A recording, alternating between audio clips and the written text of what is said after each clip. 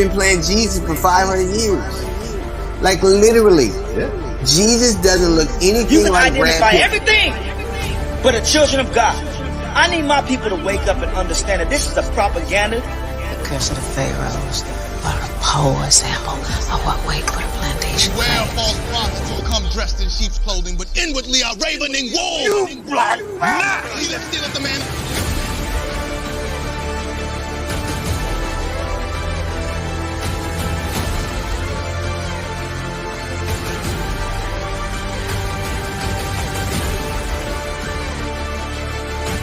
You must unlearn what you have learned.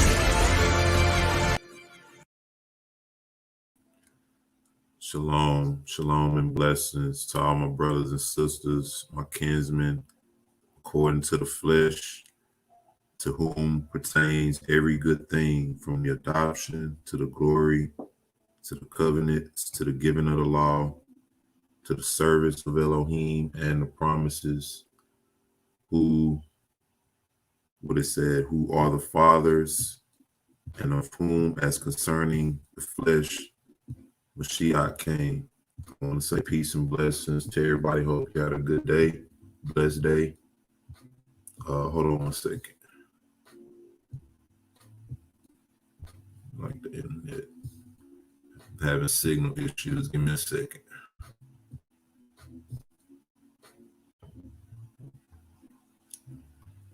Well, anyway, hope everybody's doing well.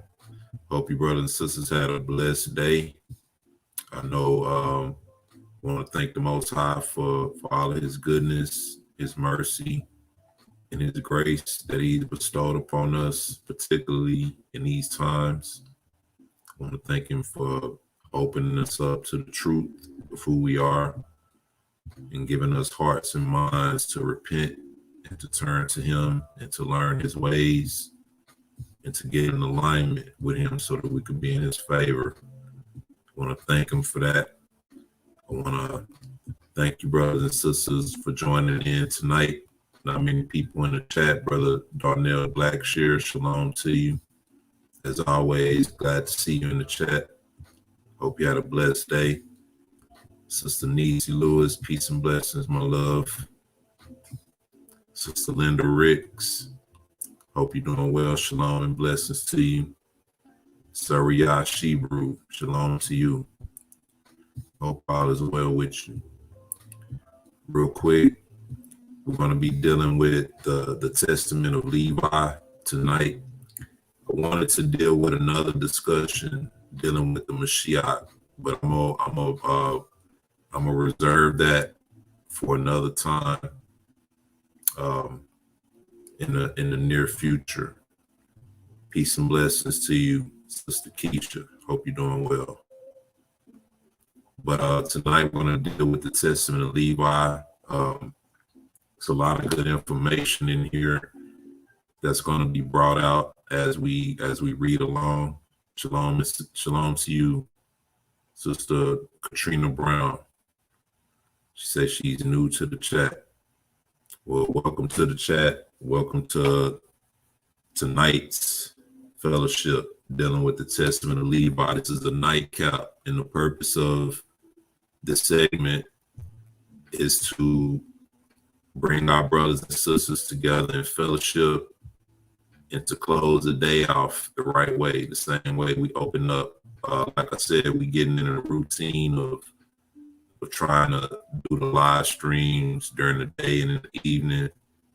And once everything gets on a steady path with more of these things daily, that's what I'm trying to lead to. But one thing we want to do is we want to open the day up the right way, and we want to close the day out the correct way. And that's seeking the Most High through his word and through his truth. All right. I want to thank you, brothers and sisters, for joining in. Real quick, let's open up with our passage for the evening. All right. Now, usually when we meet during the day, we open up with the book of Psalms, the 5th chapter, This is the book of Proverbs, the 3rd chapter. And this will be something we'll close out, or we'll open up with, rather, when we have these night sessions, just to set the tone right. Proverbs chapter 3. Hold on one second.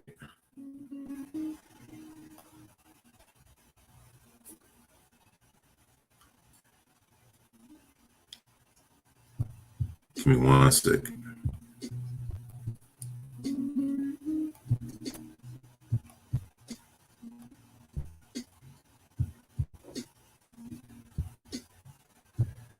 All right.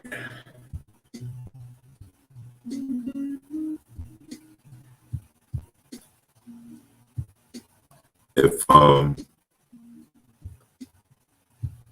real quick, brothers and sisters, tell me out in the chat if you can see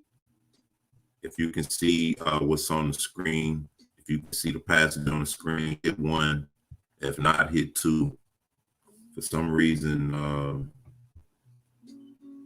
don't know why my signal is so low right now. For some reason.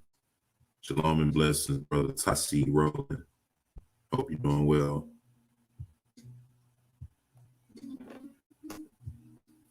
Look at this.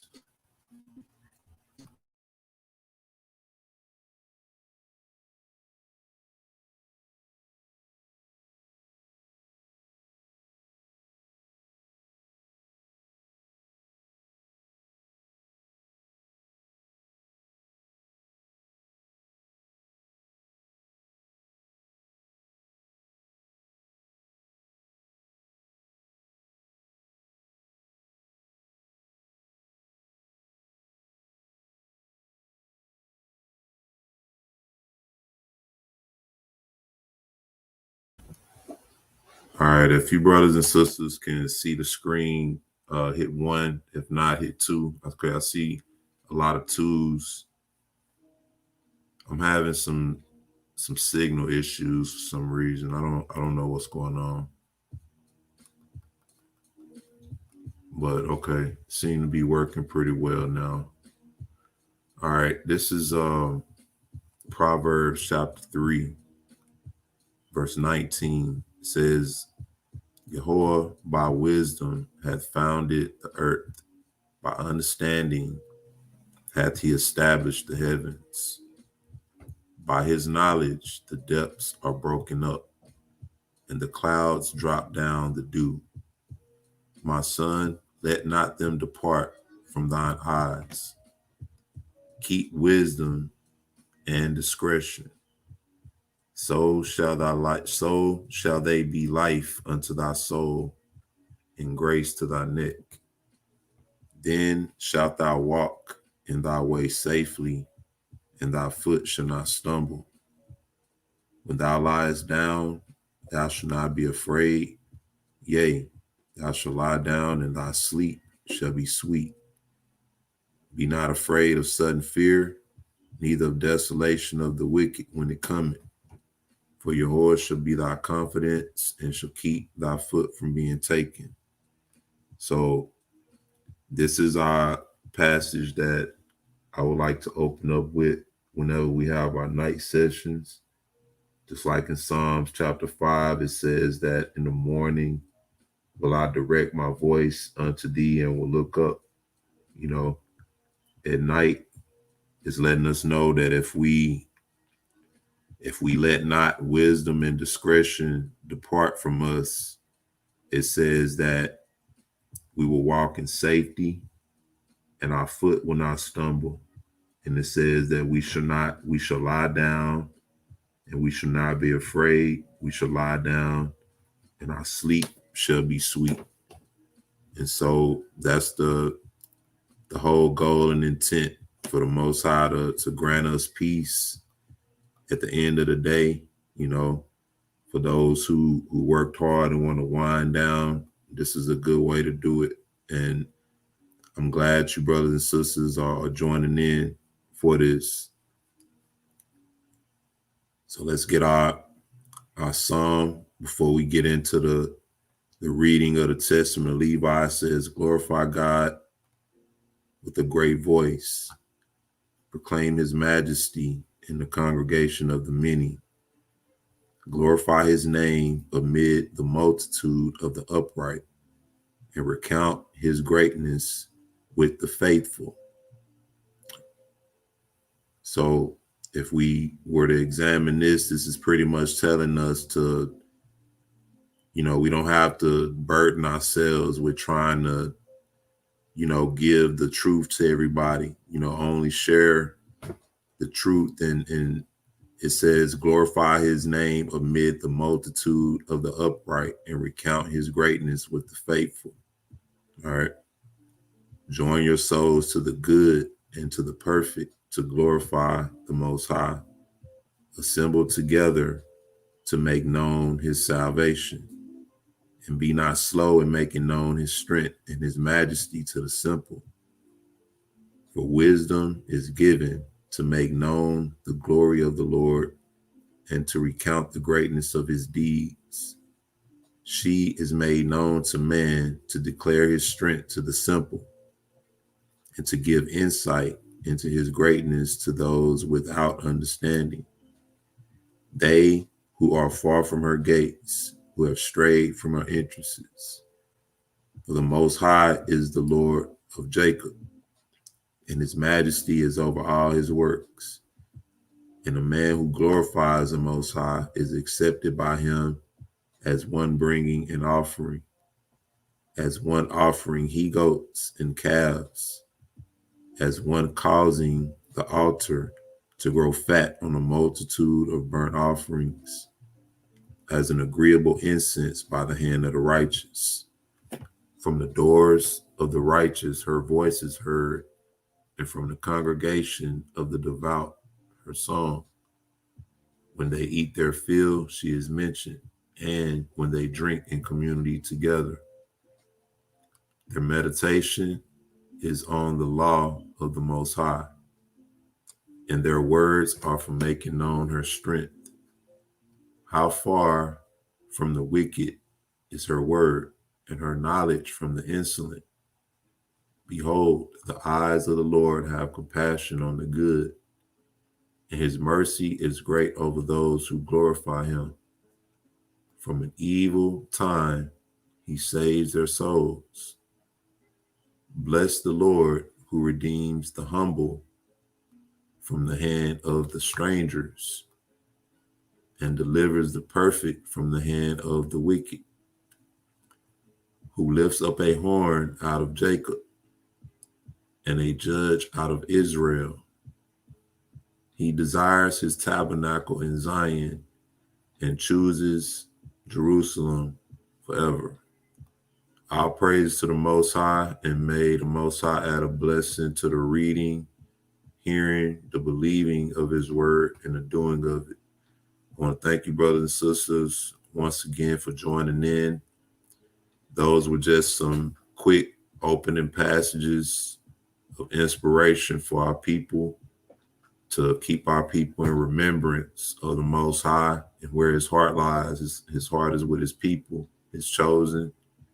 All right. He granted wisdom in our people, and every good thing and every good and profitable spirit he appointed to our people. Shalom and blessings, Sister Yvette Rivera. Hope you're doing well.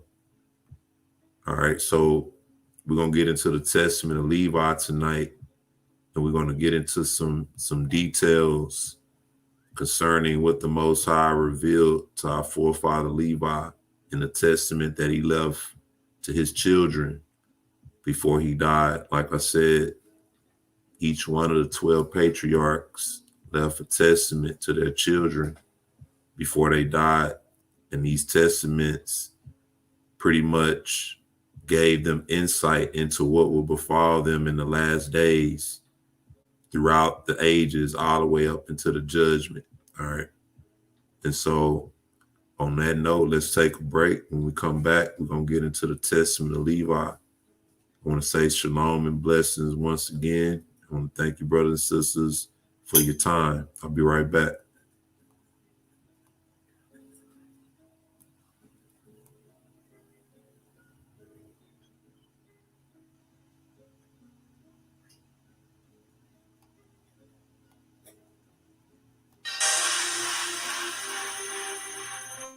What up, E? What up, E? What up, E?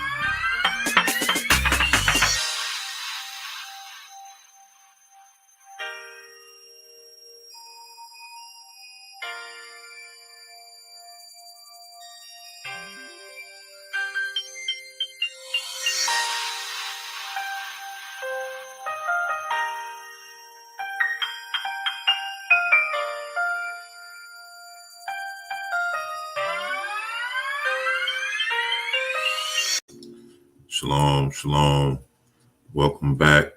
Shalom to my brother Smitty. Shalom, bro. Just chiming in. Hope you're doing good. Sister Nadia, Yah's light. Shalom to you. Hope you're doing well. Hope y'all had a blessed day. Sister Paula Lawrence out there in Australia. Hope y'all doing well. Thank you for chiming in. We're going to be dealing with the testament of Levi. And one thing, when we read these testaments of the 12 patriarchs, we're not only going to find out that all of our forefathers had insight into the end times, but all of them pretty much were given a certain level of understanding, and we're going to also look at where they got their understanding from. We did a live earlier dealing with the end from the beginning and dealing with Enoch. Well, that was yesterday, rather. We did that. We brought out some history on Enoch, and what we're going to show you is that Enoch's records were the very records that our forefathers, the 12 patriarchs, were referencing. They were referencing the book of Enoch. And so we read in the book of Jubilees about Enoch, and we read also where Abraham, at a point in time, examined and studied the records of the forefathers. And so some real good information to get into, especially if you want to understand a better understanding of the division between the southern and the northern kingdom. The 12 patriarchs, I would highly recommend it. You'll get a lot of good information out of there, good clues to help us understand in depth, when the Bible talks about the Gentiles and using that term, as a means to identify with the other part of our people who were cut off, but there's a lot of confusion behind that term. When a lot of people hear that term, you automatically think a certain group of people, and when you really look at the depths of that term really covers all nations outside of the Most High's chosen people. But we're conditioned when we hear that term to think about a certain people, and that's all by design. But we're going to get into the information here to understand that better. This is a testament of Levi. Levi being the third born son from Jacob, and we know that from Levi comes the priest. So we're also going to find out how Levi obtained the priesthood. All right. A lot of good info. Testament of Levi, chapter 1. The copy of the words of Levi, the things which he ordained unto his sons, according to all that they should do, and what things should befall them until the day of judgment. All right. You'll notice that's a consistent theme as well whenever you read these testaments, and even in the book of Enoch, or when you read the history of Enoch, you read that one of the main things he did was he instructed the sons of men on the things that they should do, the instructions that they should follow according to the Most High. And then he also told them of what would happen in the end time. Same theme right here with our forefather Levi. It says, and he was sound and helped when he called them to him, for it had been revealed to him that he should die. And when they were gathered together, he said to them, chapter 2, I, Levi, was born in Haran, and I came with my father to Shechem.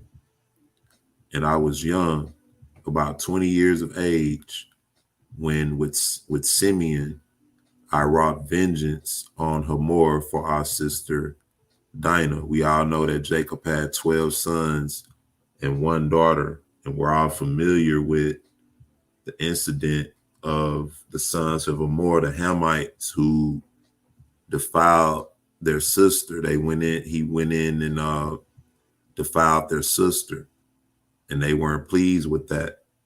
And so we're going to get a lot of information on that, a lot of background on that. Verse 3. And when I was feeding the flocks in Abel Makola, the Ruach, or the spirit of understanding of Yahweh, came upon me. And I saw all men corrupt in their way, and that unrighteousness had built for itself walls, and lawlessness sat upon towers. All right, so he said while he was feeding the flocks, the spirit of understanding came upon him all of a sudden. All right, so don't ever think that the spirit of understanding can't just overtake you. And this lets you know how the Most High is in control of us knowing and understanding the truth. The spirit of understanding came on him in an instant. Verse 4, and I was grieving for the family of the sons of men, and I prayed to Yahweh that I might be saved. Then there fell upon me a sleep, and I beheld a high mountain, and I was upon it. And behold, the heavens were opened, and an angel of Elohim said to me, Levi, enter. And I entered the first heaven, and I saw there a great sea hanging.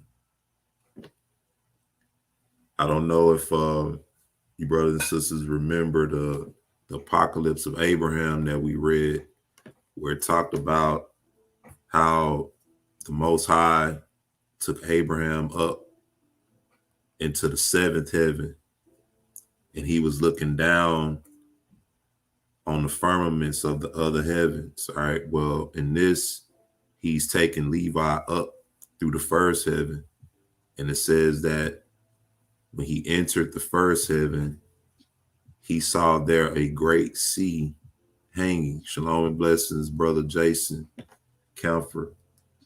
Hope you're doing well, bro. Hope you had a blessed day. So this is what Levi saw when he entered the first heaven.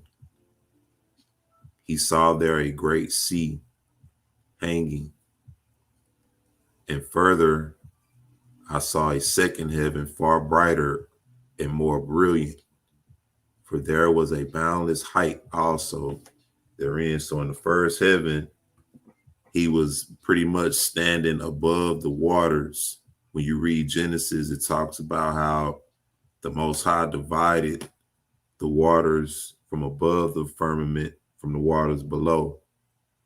And so whenever you look up in the sky, you're looking at water. All right. And the firmament that's above us is separating those waters from us. All the Most High would have to do is remove that firmament, and all those waters would flood down on the earth.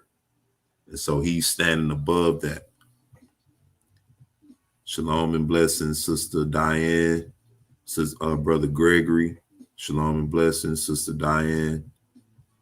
Hope you're doing well. Sister Rochelle, hope you're doing well, sis. Hope y'all had a blessed day. All right, so verse 8, and further I saw a second heaven far brighter and more brilliant, for there was a boundless height also therein. And I said to the angel, why is this so? And the angel said to me, marvel not at this, for thou shalt see another heaven more brilliant and incomparable. And when thou hast ascended thither, thou shalt stand near Yahweh, and shall be his minister, and shall declare his mysteries to men, and shall proclaim concerning him that shall redeem Israel. All right. So this is the testament of Levi.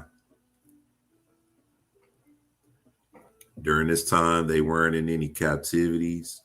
As a matter of fact, they was living well during this time. But he's speaking of Israel being redeemed. And he also said that the Most High appointed him to declare the mysteries, to declare his mysteries unto men.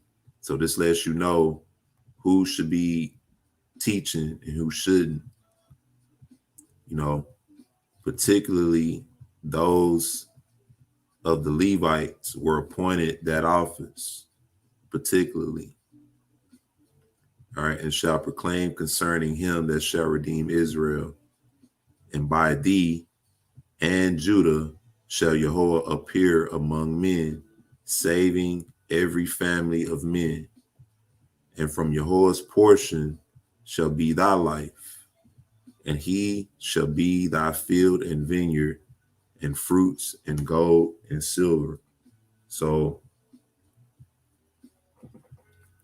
now we understand why when we get into the law, it says Levi wasn't given an inheritance with the rest of the tribes, because the Most High already set Levi aside to be the special tribe to do the work for the Most High and to serve the people.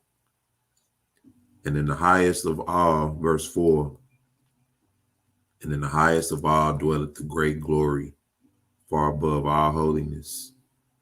In the heaven next to it are the archangels, who minister and make propitiation to Yahweh for all the sins of ignorance of the righteous. So what he's pretty much looking at is the order of the heavens, which the Most High gave Israel and the earth, and all of the angels represent the Levites on the earth that's given different offices. You know, not all of the Levites were given the office of priests. You know, some of them had different positions. You know what I mean? Like some of them would light the incense. Some of them would perform the sacrifices. Some of them would clean the temple. You had certain priests, or certain Levites rather, who were appointed to transfer and transport the Ark of the Covenant from place to place, and nobody else was allowed to touch it but those ones who was permitted or assigned to do that. And so all of the Levites in the earth represent the angels in the heavens that minister before the Most High on all levels.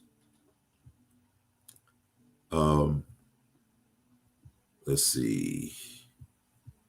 Where am I at? I'm in verse 6. He says, offering. I'll start at verse 5 again. In the heaven next to it are the archangels who minister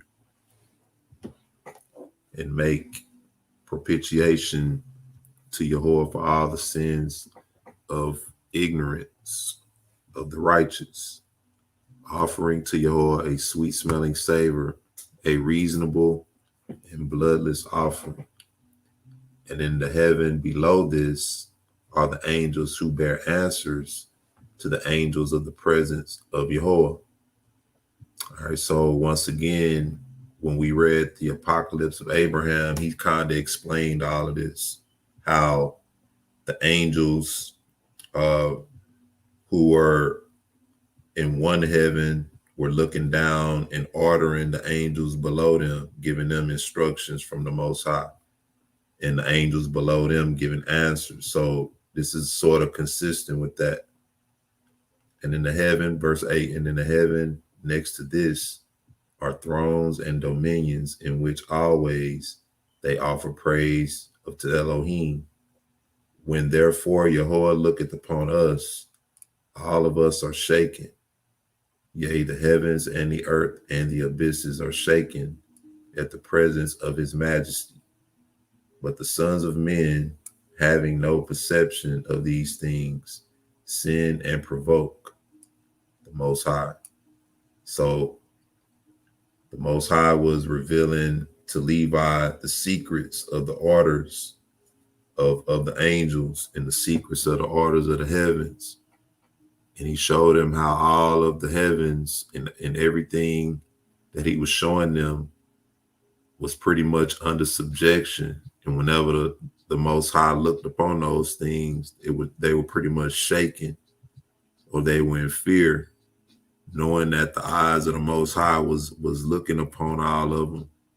But because flesh and blood can't perceive this, we take it lightly and we sin against the Most High. And that's what verse 10 is saying. Because the Most High is in the spirit, and he's a spirit, and we can't see him with our physical eyes, at least not now, then we don't perceive the order of the heavens and how the very demons that have persuaded men that Elohim don't exist even tremble themselves at the presence of Elohim. And so we're in a peculiar position as men, flesh and blood on the earth. All right. But Levi was given a peculiar position as well. We're going to find out how he was given that. Chapter 4.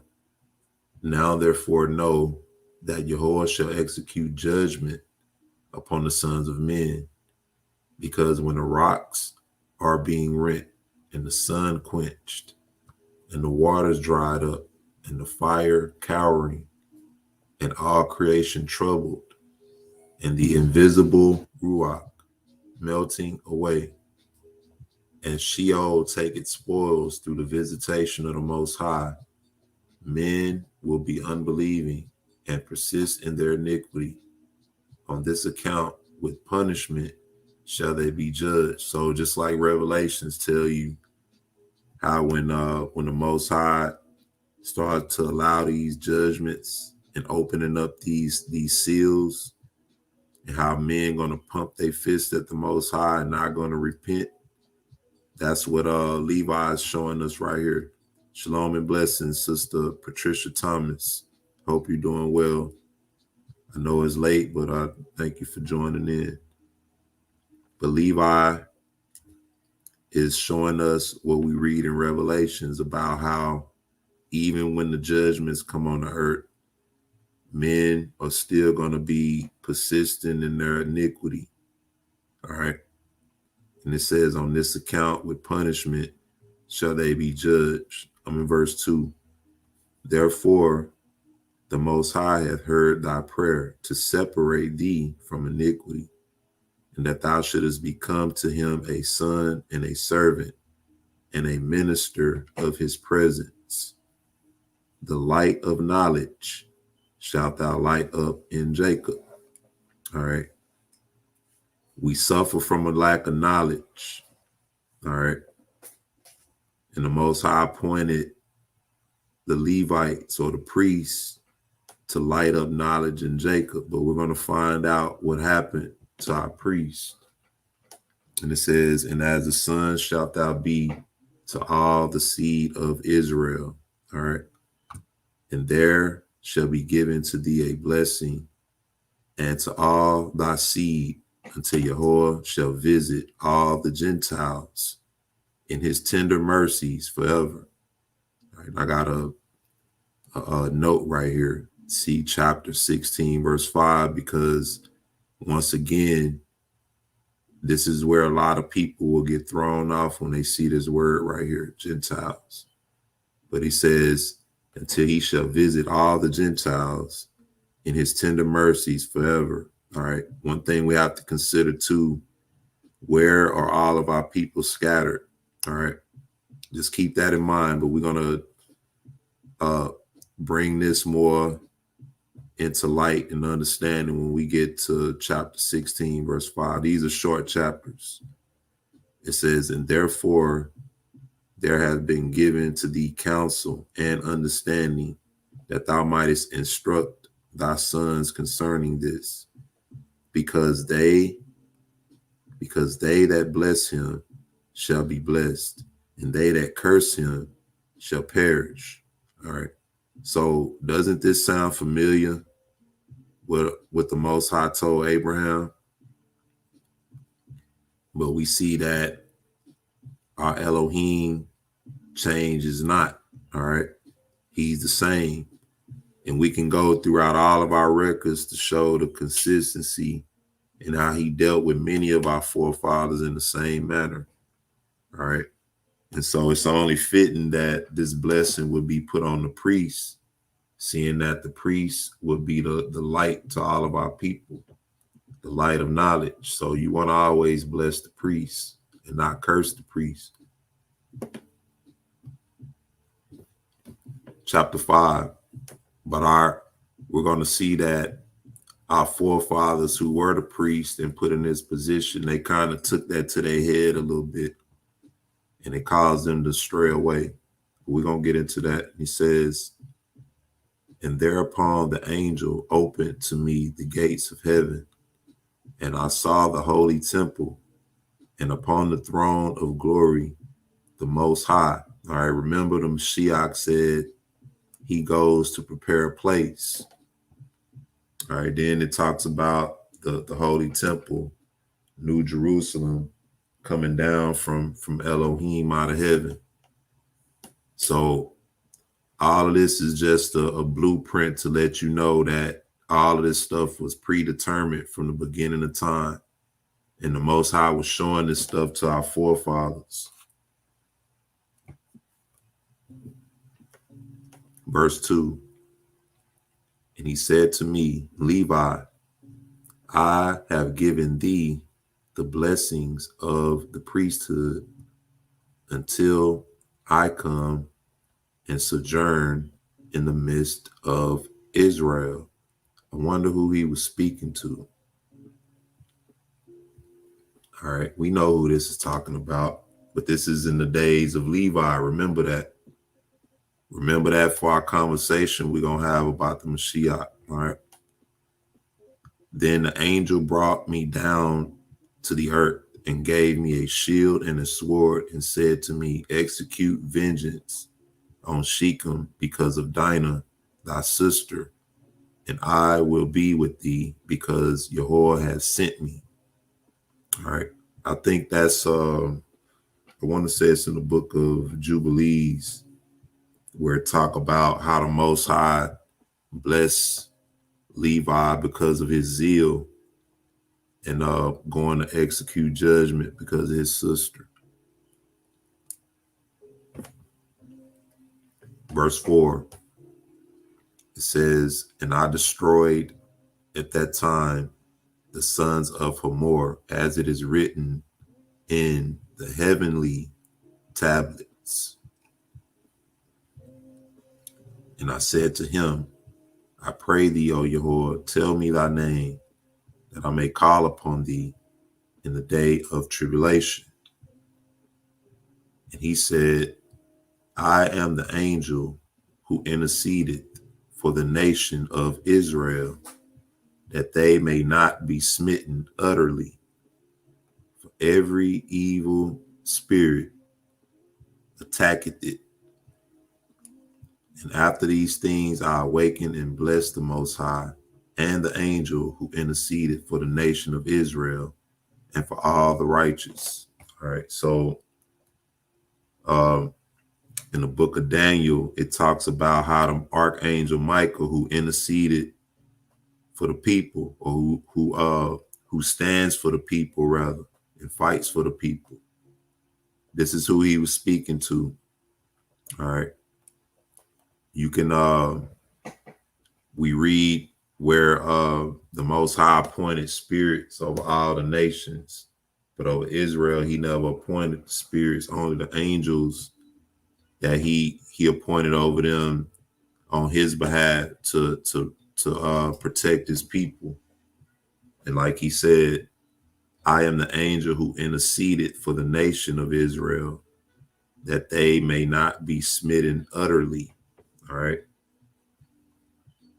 Remember, remember we read where it said that you have the archangels that stand before the Most High, who intercede for the sins of the righteous, or the ignorance of the righteous.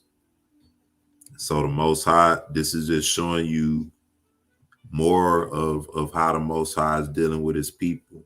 You know, he has certain things appointed over our people to keep our people protected. But a lot of what we're taught, a lot of us being separated from our heritage, it pushes us outside of that protection. And that's by design through the religion as well. He said, 7 again, and after these things I awakened and blessed the Most High and the angel who interceded for the nation of Israel and for all the righteous. Right? And Mashiach said he don't pray for the world, you know, only for those who the Father has given him. Verse chapter 6, it says, and when I was going to my father, I found a brazen shield, wherefore also the name of the mountain is Sirion, which is near Gabal, to the south of Abela. And I kept these words in my heart. And after this, I counseled my father and Reuben, my brother, to bid the sons of Chamor not to be circumcised. For I was jealous because of the abomination which they had wrought on my sister. And I slew Shechem first, and Simeon slew Hamor. And after this, my brothers came and smote that city with the edge of the sword. And my father heard these things and was wroth, and he was grieved in that they had received the circumcision, and after that had been put to death. And in his blessings, he looked amiss upon us. And, you know, you can recall that in Genesis 49, you know, because Jacob did kind of feel some type of way about that. All right. But watch this. He said, for we sinned because we had done this thing against his will, and he was sick on that day. But I saw that the sentence of Elohim was for evil upon Shechem. All right. Why? Why did he do this? And he saw this thing good upon them. It says, for they sought to do to Sarai and Rebekah as they had done to Dinah, our sister. But Yahweh prevented them. And they persecuted Abraham, our father, when he was a stranger. And they vexed his flocks when they were big with young. And Ubel, who was born in his house, they most shamefully handled. And thus they did to all strangers, taking away their wives by force, and they banished them. But the wrath of Yahweh came upon them to the utmost. Now, how do I know this is true? And he's telling the truth, because look at what happened to our forefather Abraham when he went down into Egypt, you know, and those were Hamites. And so this was a custom that they did, you know. If a man came through with a wife and she was a beautiful woman, they took the wives by force and they sent the men out. This is what happened with Abraham when they took his wife. But the Most High troubled Pharaoh's house all that night because of that. And Abraham came up off of that. But this was a custom that they did. And this is why Levi did what he did, because they took her by force. And they was planning on doing that to our forefather Abraham. You know, he was constantly into it with a lot of those people, you know, over wells and different plots of land and stuff like that. So it was a constant battle or beef between our forefathers and a lot of those Hamite tribes that was living in those areas. And we'll see that when we read the Testament of Judah. It says in chapter 7, and I said to my father Jacob, by thee will Yahweh destroy the Canaanites, and will give their land to thee and to thy seed after thee. For from this day forward shall Shechem be called a city of imbeciles. For as a man mocketh a fool, so did we mock them, because also they had wrought folly in Israel by defiling my sister. and we departed and came to Bethel. All right, so they went and pretty much avenged their sister. You know, they went and handled business because of that. That was something the Most High wasn't pleased with. And this is a good example of when the Most High says his ways are not our ways, his thoughts are not our thoughts. You know, Jacob was upset about that, but the Most High sent him to do that, you know, and blessed him with the priesthood because of that. Chapter 8, and there again I saw a vision, even as the former, after we had spent there 70 days. And I saw 7 men in white raiment, saying unto me, Arise, put on the robe of the priesthood, and the crown of righteousness, and the breastplate of understanding, and the garment of truth, and the breastplate of faith, and the turban of the head, and the ephod of prophecy. And they severally carried these things and put them on me, and said unto me, From henceforth become a priest of Yahweh, thou and thy seed forever. And the first anointed me with holy oil and gave to me the staff of judgment. The second washed me with pure water and fed me with bread and wine, even the most holy things, and clad me with a holy and glorious robe. The third clothed me with a linen vestment like an ephod. The fourth put round me a girdle like unto purple. The fifth gave me a branch of rich olive. The sixth placed a crown on my head. The seventh placed on my head a diadem of priesthood and filled my hands with incense, that I might serve as priest to Yahweh Elohim. And they said to me, Levi, thy seed shall be divided into 3 offices, for a sign of the glory of Yahweh who is to come. And the first portion shall be great, yea, greater than it shall none be. The second shall be in the priesthood, and the third shall be called by a new name, because a king shall arise in Judah and shall establish a new priesthood after the fashion of the Gentiles to all the Gentiles. Once again, we're going to continue reading to get a better understanding of what this is talking about when it talks about the Gentiles. But notice it divided up the priesthood into 3 different parts. All right, remember Melchizedek, when it says the first portion shall be great, yea, greater than it shall none be, because who did Mashiach say he's going to establish his priesthood after? All right, then it said the second shall be in the priesthood. All right, talking about when the Most High established the Levites. All right, when he brought them out of Egypt and he set up the temple, set up the tabernacle, and he established the Levites. And then the third is talking about when Mashiach came. All right, and he established a new priesthood. In the scripture, it tells us after the order of Melchizedek. Right here, it says after the fashion of the Gentiles to all the Gentiles. All right, we're going to see what that's talking about. 15, and his presence is beloved as a prophet of the Most High, of the seed of Abraham, our father.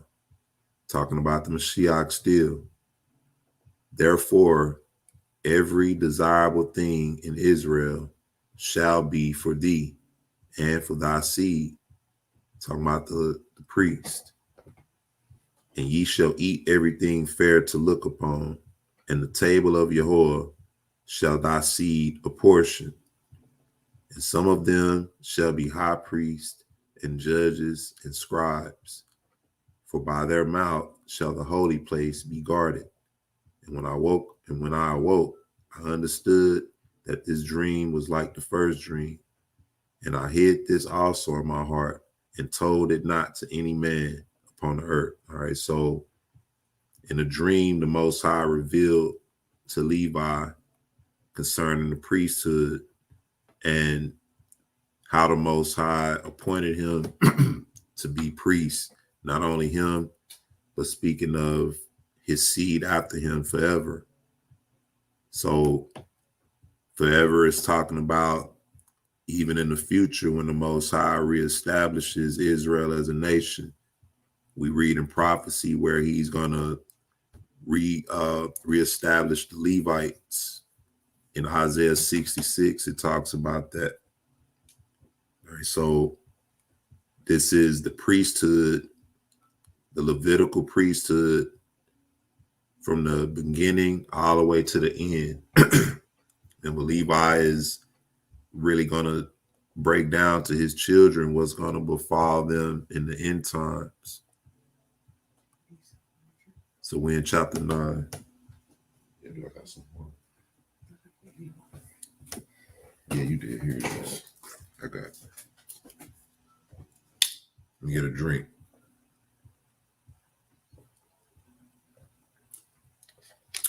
All right. So we're in chapter 9, Testament of Levi, verse 1. And after 2 days, I and Judah went up with our father Jacob to Isaac, our father's father. And my father's father blessed me according to all the words of the visions which I had seen. And he would not come with us to Bethel. And when we came to Bethel, my father Jacob saw a vision concerning me, that I should be their priest unto Elohim. And he rose up early in the morning and paid tithes of all to Yahweh through me. So dealing with Jacob, all right, saw the vision concerning Levi being the priest of the Most High. And it says he rose up and paid tithes of all to Yahweh through me, meaning he gave a 10th part to the Most High on behalf of Levi. All right, and we read that about Abraham as well. When it says Abraham paid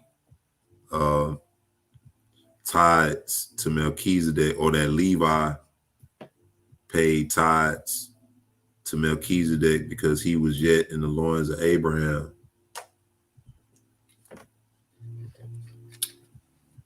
So in verse 5, and it says, and so we came to Hebron and dwelt there, and Isaac called me continually to put me in remembrance of the statutes, the laws of Yahweh, even as the angels of Yahweh had showed unto me. And he taught me the judgments of the priesthood, of sacrifices, whole burnt offerings, first fruits, freewill offerings, shalom offerings. And each day he was instructing me and was busied on my behalf before Yahweh, and said to me, beware of the spirit of fornication, or the ruach of fornication, for this shall continue and shall be, for this shall continue and shall by thy seed pollute the holy place. All right, so his father Jacob was instructing him on the laws of the Most High and on the sacrifices. And shalom, brother T. Hope you're doing well, bro. This is why I recommend a lot of the historical readings, because you can read about our forefathers and the sacrifices that they gave. They understood how to sacrifice toward the Most High, the types of sacrifices, the types of sacrifices and the order of the sacrifices. They understood those things because the Most High instructed them on those things. You know, in the book of Jubilees, it even talks about how Abraham, Isaac, Jacob, how they even kept the Feast of Tabernacles. You know, it didn't say that they kept the Sabbath or anything like that, but they kept the Feast of Tabernacles. I know that for sure. So they had some things that they dealt with, but we see that our forefather Levi had a good support system from his father, but he warned them of the spirit of fornication, for this shall continue and shall by thy seed pollute the holy place. All right. So in other words, the priests are going to pollute the holy place by fornicating. Take therefore to thyself a wife without blemish or pollution, while yet thou art young, and not of the family of strange nations. And before entering into the holy place, bathe, and when thou offerest the sacrifice, wash. And again, when thou finish the sacrifice, wash. Of 12 trees having leaves, offer to Yahweh, as Abraham taught me also. See, so they all understood how to sacrifice to the Most High, especially our forefather Abraham. It's 13, it says, and of every clean beast and bird offer a sacrifice to Yahweh, and of all thy first fruits and of wine offer the first as a sacrifice to Yahweh Elohim, and every sacrifice thou shalt salt with salt. All right. Remember that it tell you in the law, don't be slack on the salt with the sacrifices of the Most High. All right. So once again, giving you more instruction. They told him to take a wife without blemish or pollution, while yet thou art young. All right. So, you know, it's the order of the priest, you know, while you're young, take a wife, and it says, and not of the family of strange nations. All right. So anybody who call themselves doing the service of the Most High, we see an order that's set for that. All right. Not only that, it tells the priest and the bishops of the Most High to be blameless, and the husbands of one wife, you know, if you are desirous of that position and that office. But just more instruction, things to keep in mind for when we look at people, you know, who call themselves preachers and teachers. You know, we should have an understanding from the book of what we're looking at when we deal with people like that. Chapter 10. Now, therefore, observe whatsoever I command you, children, for whatsoever things I have heard from my fathers, I have declared unto you. And behold, I am clear from your ungodliness and transgression, which ye shall commit. Hold on. I want to highlight this. It says, I am clear from your ungodliness and your transgression, which ye shall commit in the end of ages, acting godlessly, deceiving Israel, and stirring up against it great evils from Yahweh. And this is even dealing with the end of the ages during the destruction of the temple. We don't really have any priests right now, you know, but then when we get into the characteristics that he's going to read about the priests, we can see a lot of it is relative to what we see today, you know. Verse 3, and ye shall deal lawlessly together with Israel, so he shall not bear with Jerusalem because of your wickedness. Talking about the priest, how the priest was going to fall off. But the veil of the temple shall be rent so as not to cover your shame, the veil of the temple. And ye shall be scattered as captives among the Gentiles, and shall be for a reproach and for a curse there. All right. It's like we read in Deuteronomy 28. This is what Levi is telling to his children. All right. For the house which Jehovah shall choose, which he shall choose. See, they had all of this foreknowledge then. For the house which Jehovah shall choose shall be called Jerusalem, as is contained in the book of Enoch the righteous. So we see where he was getting his information from. Book of Enoch, the records, just like Jude quoted from Enoch. Chapter 11.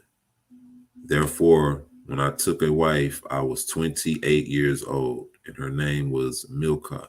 She conceived and bare a son, and I called his name Gershom, for we were sojourners in our land. This is when they was living in the land of Canaan during this time. He said they were sojourners in our land. And I saw concerning him that he would not be in the first rank. And Kohath was born in the 35th year of my life toward sunrise. And I saw in a vision that he was standing on high in the midst of all the congregation. Therefore I called his name Kohath, which is beginning of majesty and instruction. And she bare me a third son, Merari, in the 40th year of my life. And since his mother bare him with difficulty, I called him Merari.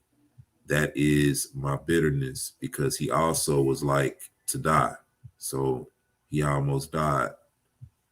And Jochebed was born in Mizraim in my 64th year, for I was renowned then in the midst of my brethren. Chapter 12. And Gershom took a wife, and she bare to him Libni and Shimi, and the sons of Kohath, Amram, Izhar, Kebron, and Uziel, and the sons of Merari, Machli, and Mushi. That's Mali, really. Mali and Mushi. I saw a video once where brother was taking these names, like Mali, Mushi, and different other names, and tying them up with different places in Africa, different locations in Africa.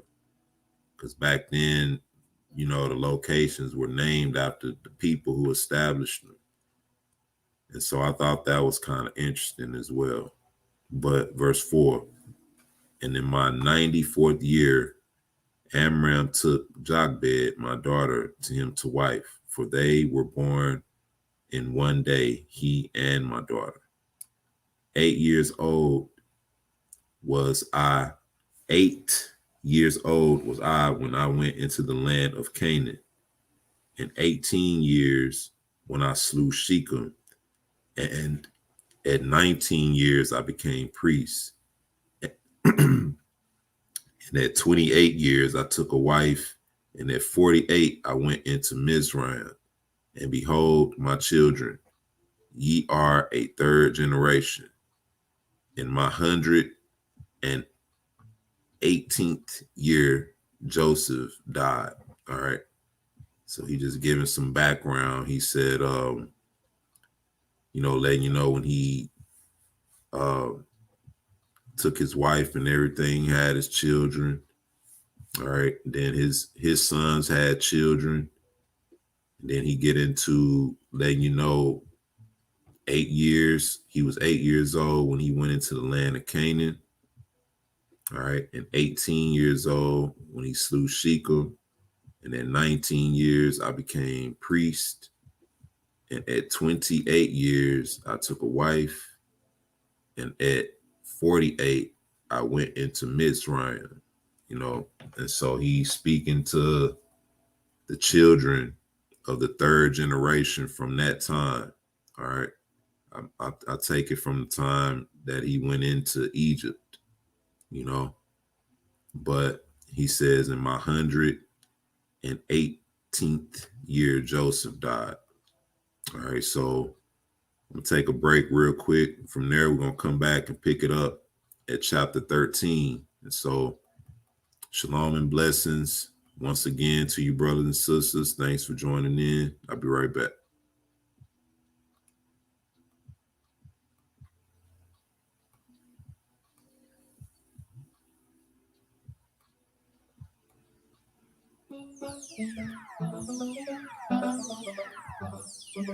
What up, Eve? What up, Eve? What up, Eve?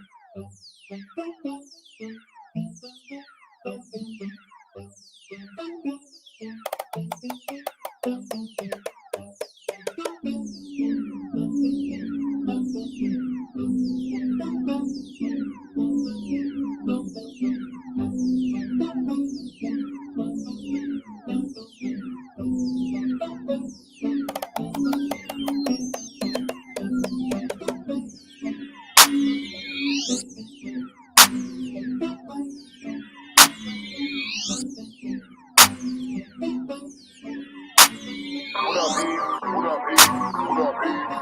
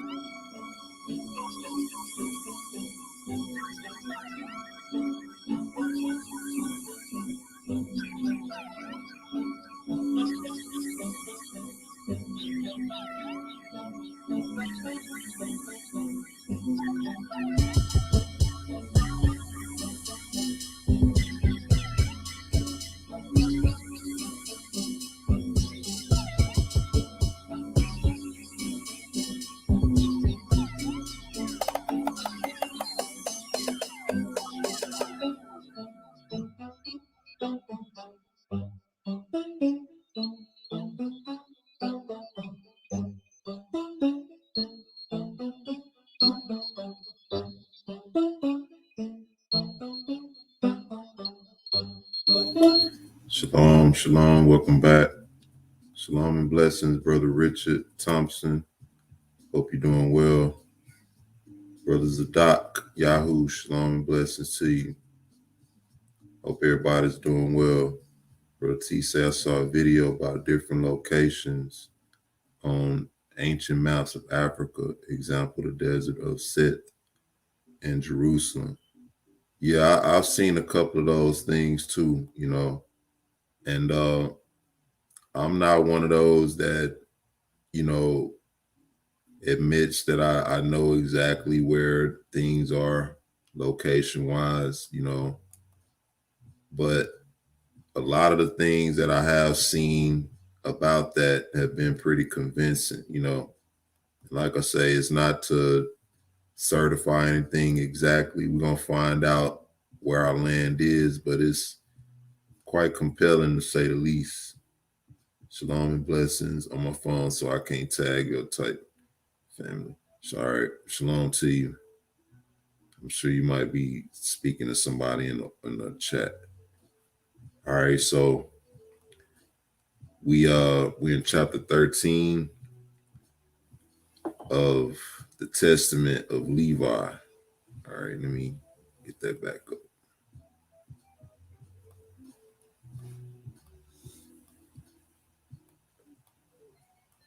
All right.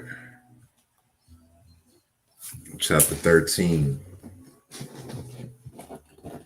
So now we got the background on Levi, some of his upbringing, some of his youth. You know, we see the Bible tells us to seek the Most High in our youth.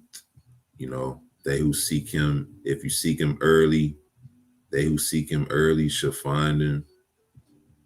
And our forefather Levi was in his teens, you know, when the Most High was working through him. And so, just an example, we in chapter 13, it says, "And now, my children, I command you, fear Yahweh your Elohim with your whole heart, and walk in simplicity according to his commandments," or his laws. All right. Let me do that over. He said, this thing is hard to control sometimes. All right. It says, walk in simplicity according to all his commandments and laws. Same thing. You know, we don't have to complicate serving the Most High. We don't have to over spiritualize anything. It's all in simplicity. And it's all according to his commandments and laws. And do ye also teach your children letters, that they may have understanding all their life, reading unceasingly the law of Elohim. All right. So he's saying, teach your children how to read and write for this very purpose right here. You know, for everyone that knoweth the law of Yahweh shall be honored, and shall not be a stranger whithersoever he goeth. All right. So what this falls in line with is how, when it tells you, when a man's ways please the Most High, even when a man's ways are pleasing to the Most High, he shall cause even his enemies to be at peace with them. All right. And so this is what this is referring to. This is not to say we're not strangers in our enemy's land, but when we operate according to the law, then this is saying you won't be a stranger in the sense like a person you would treat ill or evil. You know, it says, yea, many friends shall he gain more than his parents, and many men shall desire to serve him and to hear the Torah from his mouth. Work righteousness, therefore, my children, upon the earth, that ye may have it as a treasure in heaven. All right. All of this is talking about within a certain context. You know, how you read, we read from the Dead Sea Scrolls, where it talks about how in the eyes of those of our people who have become traitors, you are an opponent. But for those who seek truth and righteousness, you are a man of peace and fellowship to them. All right, so he says in verse 5, work righteousness, therefore, my children upon the earth, that ye may have it as a treasure in heaven, and sow good things in your souls, that ye may find them in your life. But if ye sow evil things, you shall reap every trouble and affliction. All right. Say, sow good things in your soul, that you may find them in your life. You know, be careful about what you spend your time doing, watching and listening to. Be careful who you spend your time around, you know, because all these things affect us, and it takes root in our life. It says, get wisdom in the fear of Elohim with diligence. For though there be a leading into captivity, and cities and lands be destroyed, and gold and silver and every possession perish, the wisdom of the wise naught can take away, save the blindness of ungodliness and the callousness that comes of sin. So he's saying, regardless of what happens, you know, nothing can take away wisdom except for the blindness of ungodliness and the callousness or the hardness that comes from sin. It says, for if one keep oneself from these evil things, then even among his enemies shall wisdom be a glory to him, and in a strange country, a fatherland, and in the midst of foes shall prove a friend. See, even just like it tell you in the book of Proverbs, all of this is confirmation. So he's letting you know that if we observe the laws and the instructions of the Most High, that we will be at peace at all times. And so you have people telling us we don't have to keep the commandments of the Most High. We don't have to keep the laws, you know. And like I said, I'm not saying that our forefathers during that time observed everything in terms of the feast days and everything, but when it comes to the instruction of the Most High, they observed that and they kept that dear to their heart, and that's what we can do now, you know. For if one keep oneself from these evil things, then even among his enemies shall wisdom be a glory to him, and in a strange country, a fatherland. So just like he said, I'm gonna be a sanctuary to you in the land of your enemies, and in the midst of foes shall prove a friend. Whosoever teacheth noble things and doeth them shall be enthroned with kings, as was also Joseph, my brother. Who can tell me what verse 9 sound like? Who can tell me what verse 9 sound like? It says, whosoever teacheth noble things and doeth them shall be enthroned with kings. Don't that sound like whosoever teach the law and do it shall be called great in the kingdom? But whosoever, what it said, whosoever break the law and teacheth men to do so shall be called least in the kingdom. That's in that, I believe that's Psalms, I mean, not Psalms, but Matthew, the 5th chapter. All right. Whosoever teacheth noble things and doeth them shall be enthroned with kings. All right.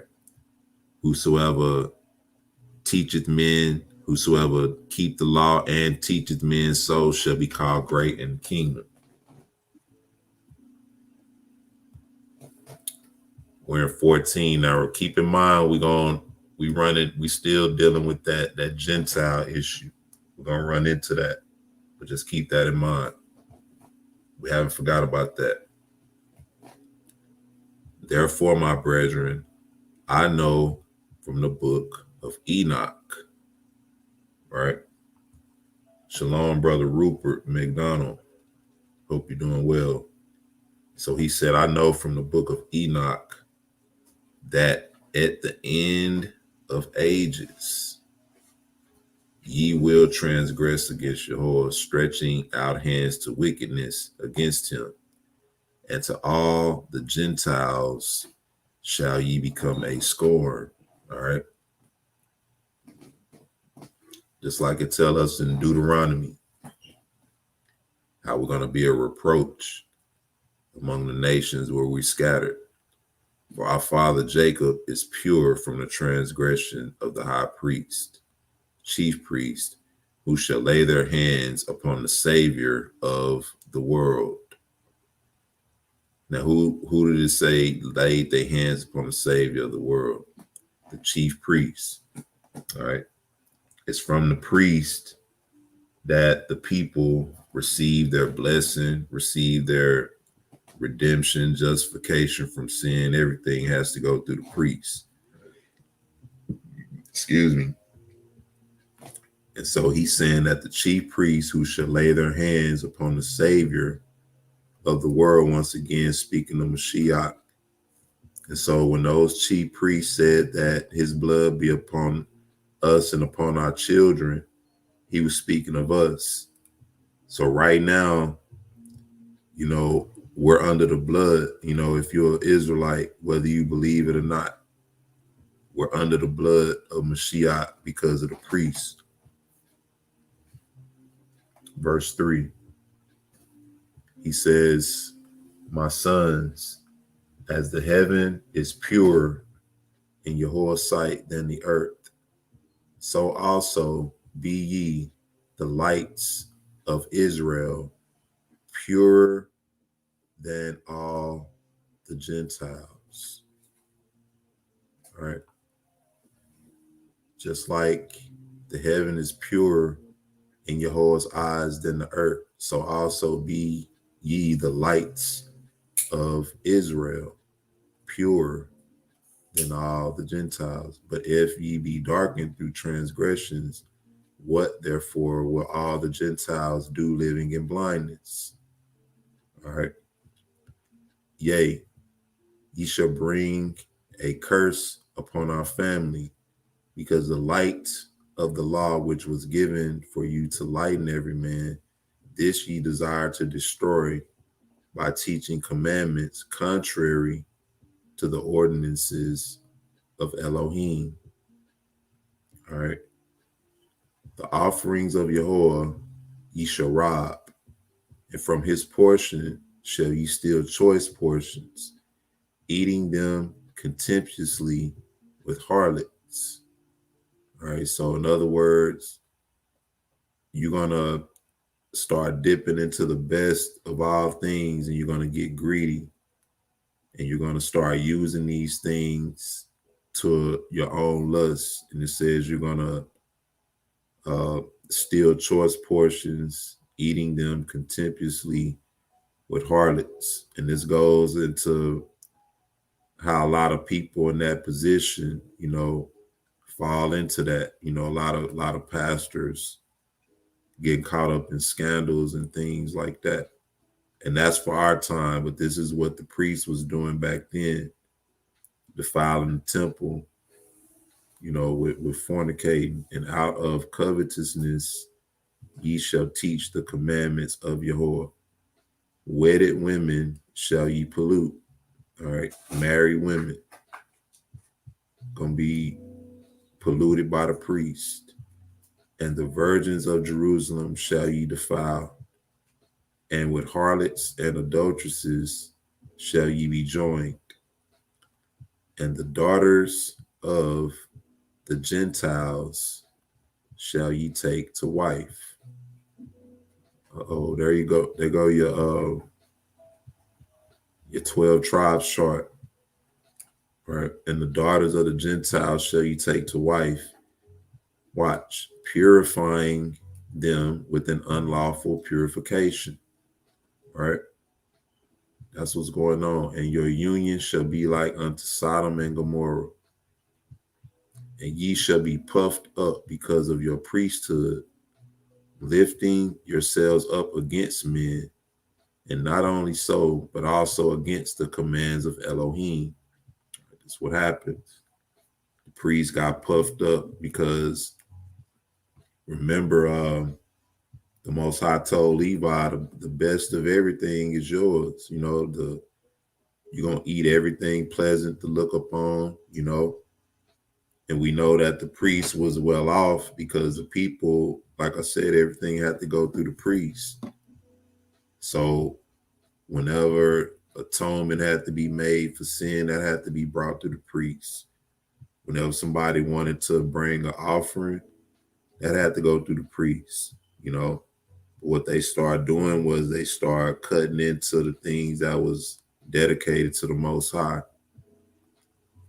and started using that to you know, stunt, you know, basically run up a high tab. You know, we're going to take the best of the best and we just going to big kick it.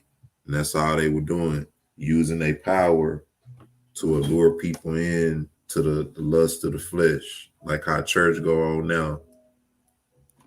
You know, how all the women on the front row want to sleep with the pastor, you know, and he's a very charismatic dude, wear a lot of nice suits, and his wife sitting on the front row. You know, y'all know how it go. But he said, ye shall be puffed up because of your priesthood, lifting up yourselves against men. And not only so, but also against the commands of Elohim. For ye shall contend the holy things with jest and laughter. Right? That's sort of the response we get now from a lot of pastors and preachers when we talk about keeping the laws of the Most High, keeping the instructions of the Most High. You know, get laughed at, get ridiculed, and told that we fallen from grace, and, you know, all these different things because we refuse to eat unclean things. We fallen from grace because we refuse to eat swine and abominable things that the Most High told us not to eat. We've fallen from grace because we've chosen to not steal, not kill, not commit adultery, not covet. You understand? And even other aspects of the law that go into detail about how to operate with your neighbor. If you see your neighbor's property, you know how to deal with that. Return it to your neighbor and don't keep it.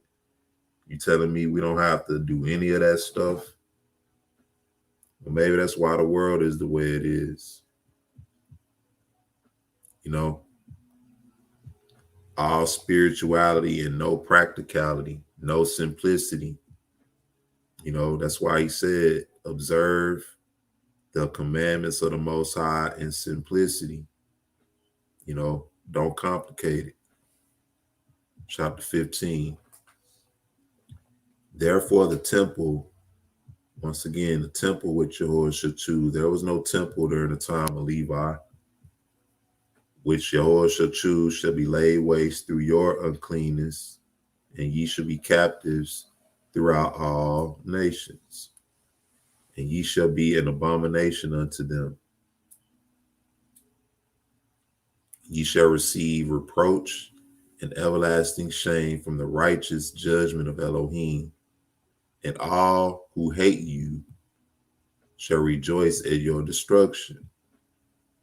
And if you were not to receive mercy through Abraham, Isaac, and Jacob, our fathers, not one of our seed should be left upon the earth. This is why you keep hearing myself and other brothers on the channel reiterating that sentiment that is by the mercies given to our forefathers, Abraham, Isaac, and Jacob. That's what we living on today. Because it had not been for that, then we would have been destroyed as a people, because the nations hate us. Verse 3 again, all who hate you shall rejoice at your destruction. Why? Because as long as we destroy, that means we can't rule over them like the scriptures determine. All right. 16. And now I have learned that for 70 weeks ye shall go astray, and profane the priesthood, and pollute the sacrifices. And ye shall make void the Torah. The priest gonna do this. Make void the law, and set at naught the words of the prophets by evil perverseness. So once again, you have a lot of people talking about the law, the law, the law. But the priest made void the law. All right. We know that the law is the main part of our heritage. And Judah, according to Jeremiah 17, they discontinued themselves from the heritage. So all of this grace that we say we under, all that is just the result of our forefathers discontinuing themselves from the heritage. And now that's why we eat swine. You know, it's not because we under grace, because we under a curse. You know, the grace is, you know, once we understand that, then what can we do to come out of it? Yeah, the Most High is gracious towards us, you know, but we have to understand how to make that distinction. It said, and set at naught the words of the prophets by evil perverseness, and ye shall persecute righteous men and hate the godly. The words of the faithful shall ye abhor, shall ye hate. All right? Gonna hate the words of the faithful. And a man who reneweth the Torah in the power of the Most High, ye shall call a deceiver, and at last ye shall rush upon him to slay him, not knowing his dignity, taking innocent blood through wickedness upon your heads. All right. This is representing the Mashiach as well, because he came and renewed the law. He didn't come to do away with it. You know, he renewed the law. But then this is also representing people who come to the understanding of the law in our time.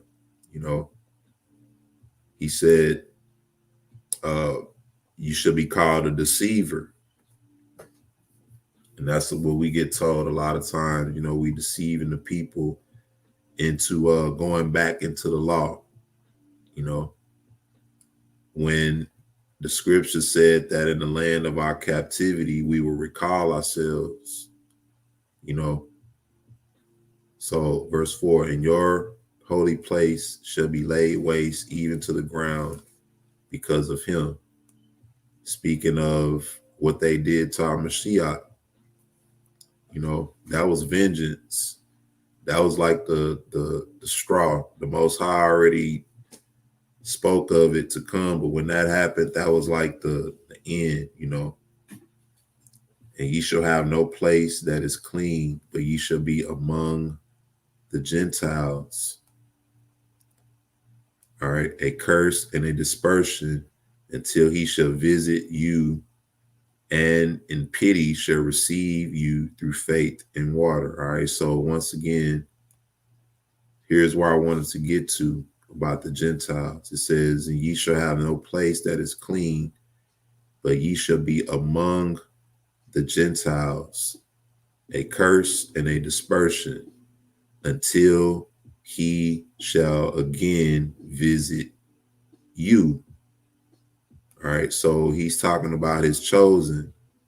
He said he's going to visit them, all right, among the Gentiles.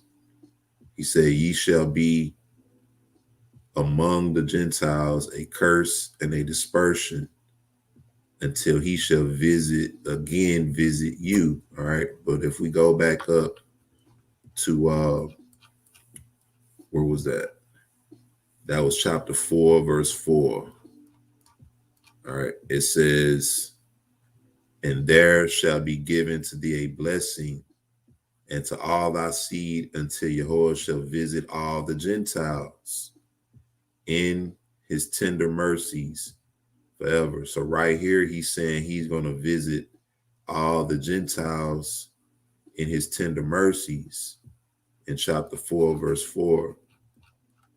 But in chapter 16, he's saying, and ye shall have no place that is clean, but ye shall be among the Gentiles, a curse and a dispersion until he shall again visit you. So is he visiting the Gentiles, or is he visiting his chosen? Or am I not connecting something? All right. Just think about that.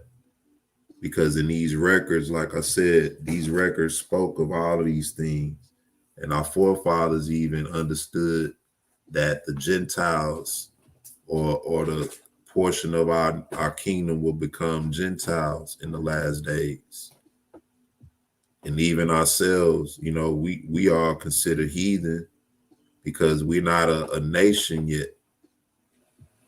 We're not a recognized nation yet, to all the rest of the world. We still scattered. So right here, he's saying, I'm going to visit you, shall again visit you. But up there, he's saying, I'm going to visit all the Gentiles.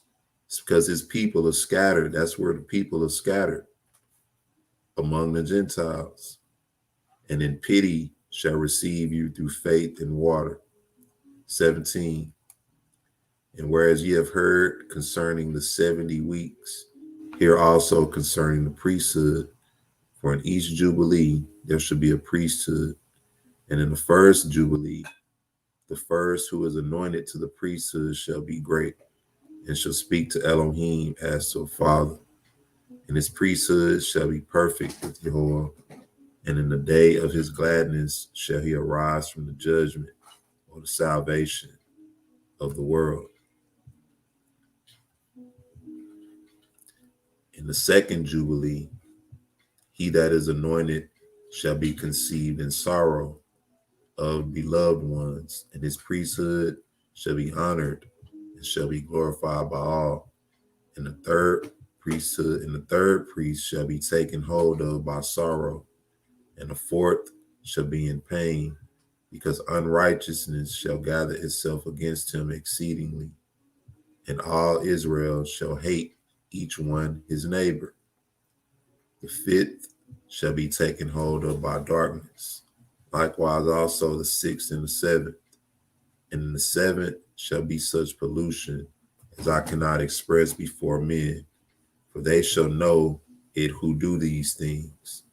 Therefore shall they be taken captive and become a prey, and their land and their substance shall be destroyed. All right, so right here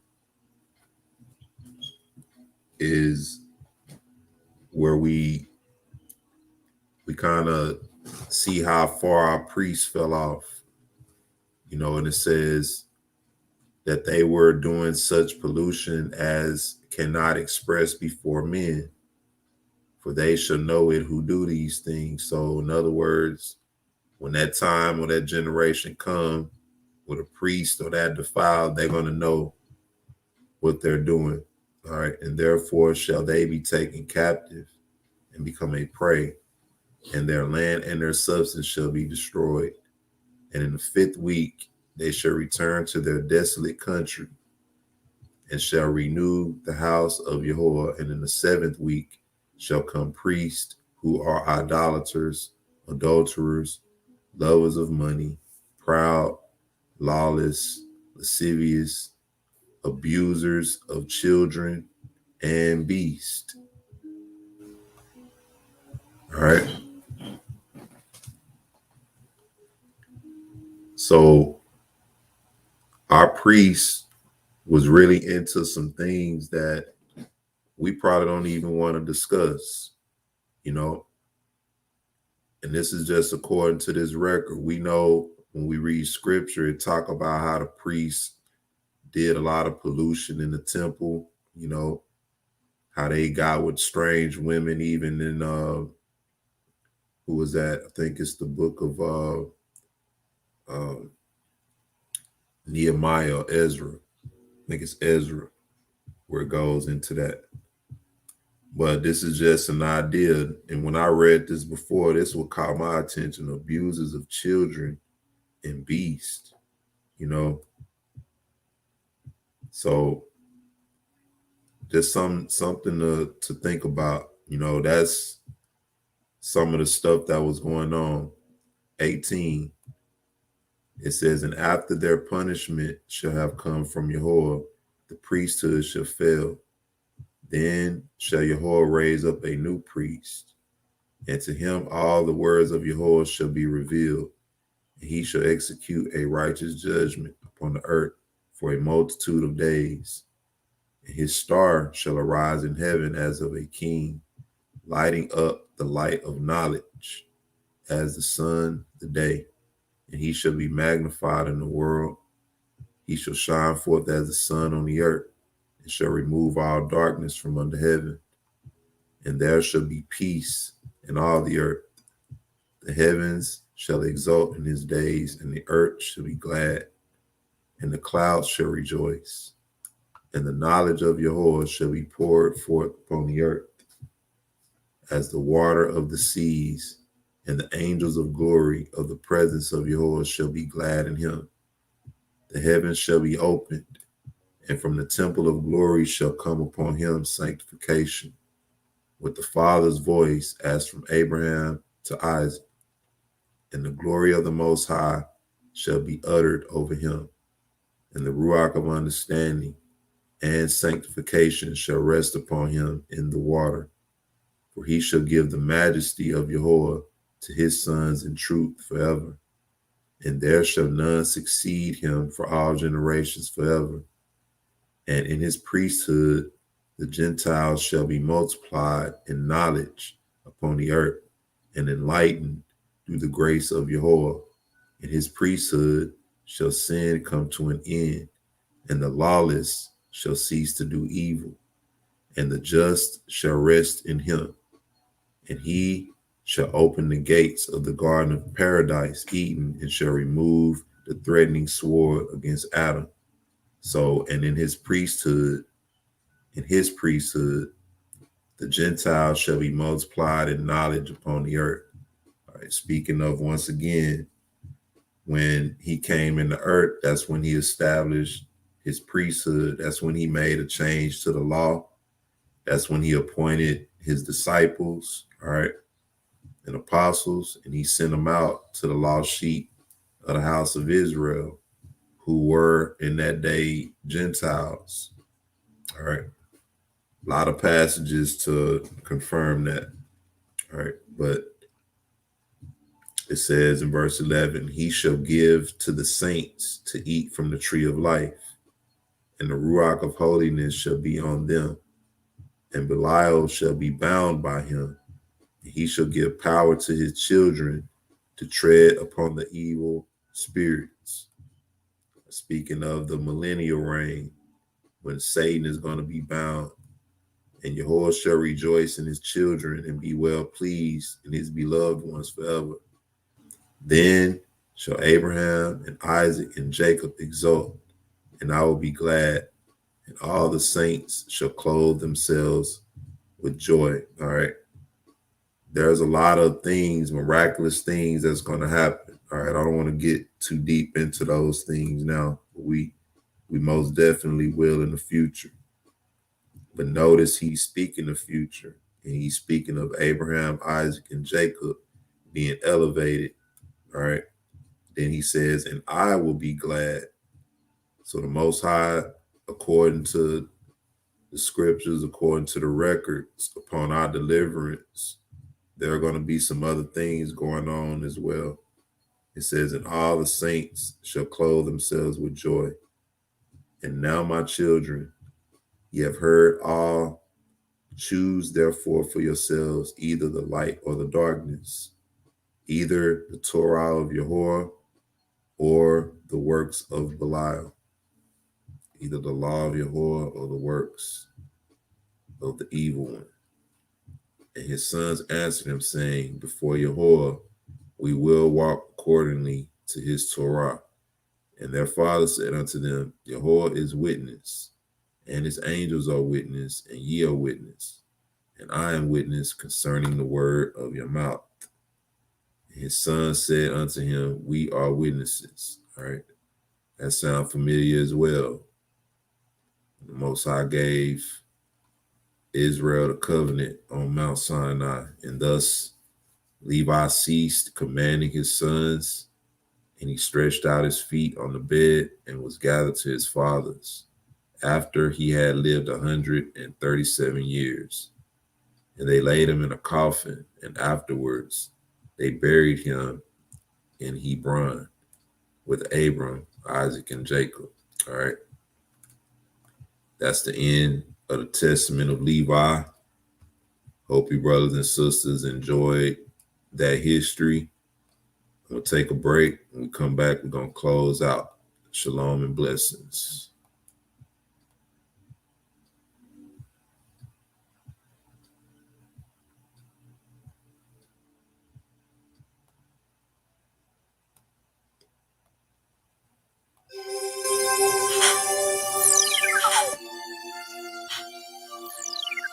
What up, B? What up, B? What up, B?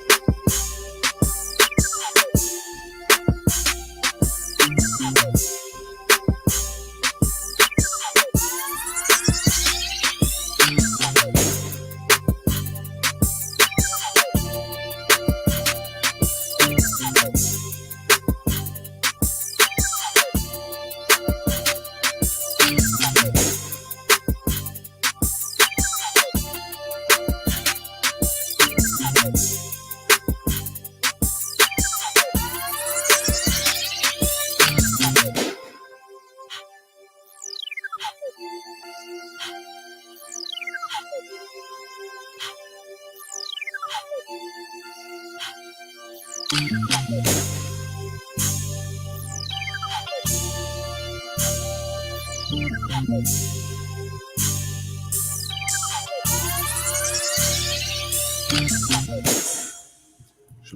shalom. Welcome back.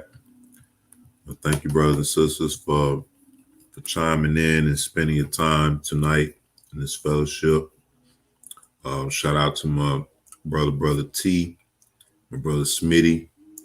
You know, those are my newfound family on the platform. You know, these brothers help out with the sound and the production, the music part of things. So I want to thank the brothers for that. I want to thank you, brothers and sisters, for your time tonight, dealing with the testament of Levi. And as the Most High wills, we're going to keep bringing these things out. And as we read these things, we're going to always highlight the key points and things that we read to show that these things are relevant.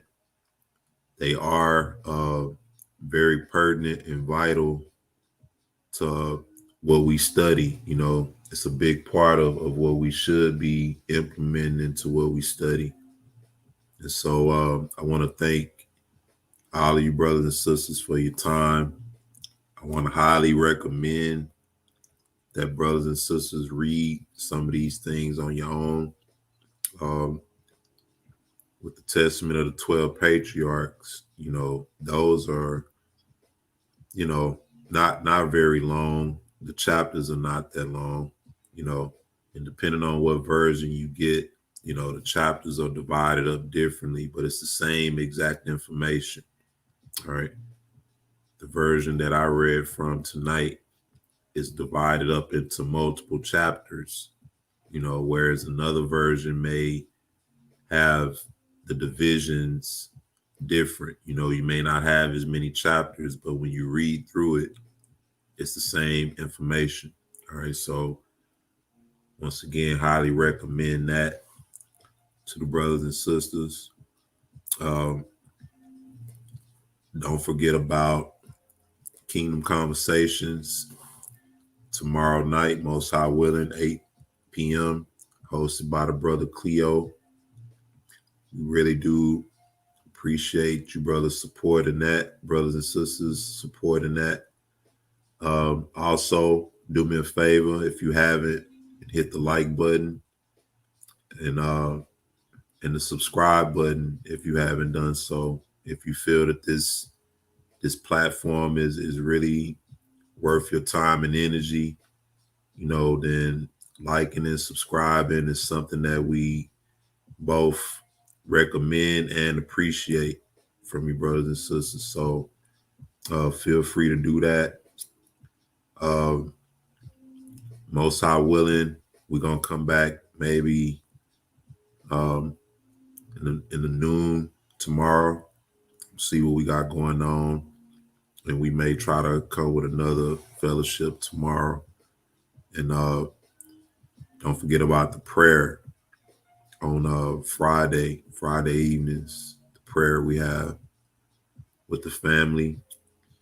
Let's keep the brothers on the panel in your prayers for the works and different things that they have going on, with Brother Kadar getting settled and everything. And then, you know, Brother Banya just had a technical issue with the computer, but by the grace of the Most High, it's not gonna slow down the work.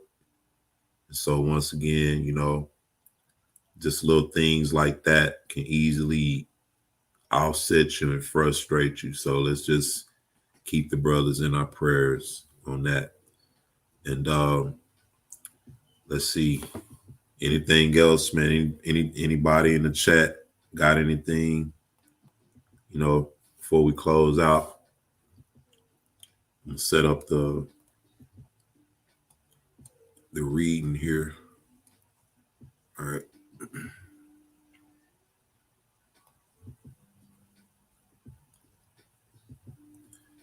All right.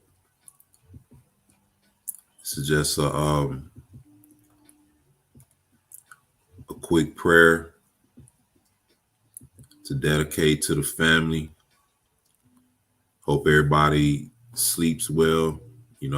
Hope y'all have a blessed night. It says, hear our cries, O Lord, as they part the clouds and penetrate the firmament.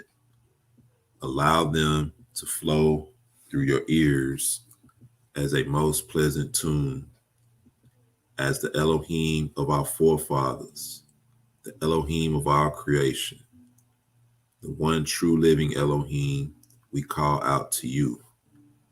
Having grown weary of this captivity, we plead for deliverance. Stretch forth your mighty hand, thy Lord, and destroy this defiled land. Our children have seen enough. Bring us back into the land you promised our forefather Abraham, the place where we can serve you in peace and unity, where our children can live safely and grow soundly in truth, a place with order and love. Lord, our words could never describe the remorse we feel having strayed away from you. But Father, we are back, ready, wanting and willing to serve you. Please free us, O Yehovah, soon. Sincerely, your refined treasures. Hallelujah. Amen. All right. So on that note, brothers and sisters, it is kind of late, and like I said, this is what we like to do, close the day out with the Most High in his truth and in his word, so may this fellowship that we had, bring peace in your minds and in your spirits as you go into sleep. May the Most High watch over you and protect you, keep you safe, you and your families. All right. Till we meet again, I want to say peace and blessings to all my brothers and sisters. Shalom. Until the next time.